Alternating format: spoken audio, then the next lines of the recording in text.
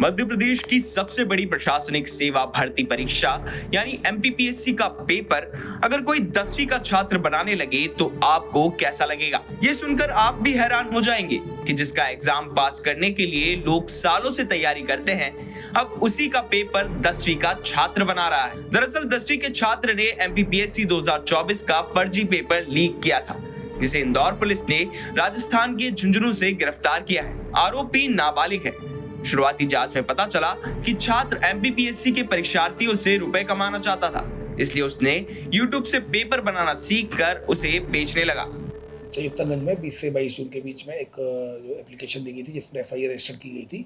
छात्रों के साथ फ्रॉड हुआ था। छात्रों के द्वारा ये बताया गया कि एमपीपीएससी लीक पेपर 2024 के तहत टेलीग्राम पर एक साइट बनाई गई थी और जिसमें कि ये बताया गया था कि जो भी लीक पेपर से लोग जुड़ जाएं, तो चूँकि इस तरह की साइट थी टेलीग्राम पर, कई लोग इसमें जुड़ते चले गए और फिर उन्होंने इसने ये भी बोला कि एक डिफरेंट आईडी अगर आपको पेपर चाहिए तो फिर इस आईडी में पैसा जमा करिए। तो स्टूडेंट्स के द्वारा पैसा जमा कर दिया गया, फिर उसने उनको ब्लॉक कर दिया गया। तो इस पर कंप्लेंट हुई थी संयुक्तागंज में, जिसमें एफआईआर रजिस्टर किया कर इन्वेस्टिगेशन लिया गया था।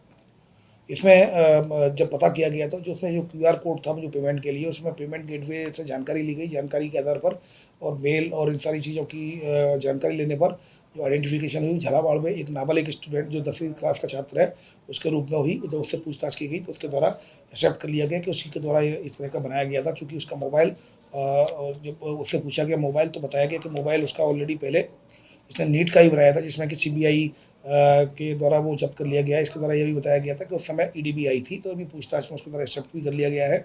नोटिसेबल अपराध है, तो इसमें उसके पूछताछ की जाकर उसमें अग्रिम कार्रवाई की जा रही है। दरअसल पिछले दिनों एमपीपीएससी का पेपर लीक होने का मामला सामने आया था।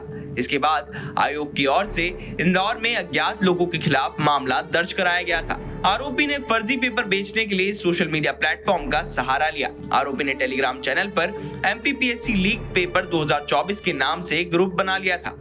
उसने ग्रुप पर ई वॉलेट का बारकोड शेयर किया था और परीक्षार्थियों को गुमराह करता था।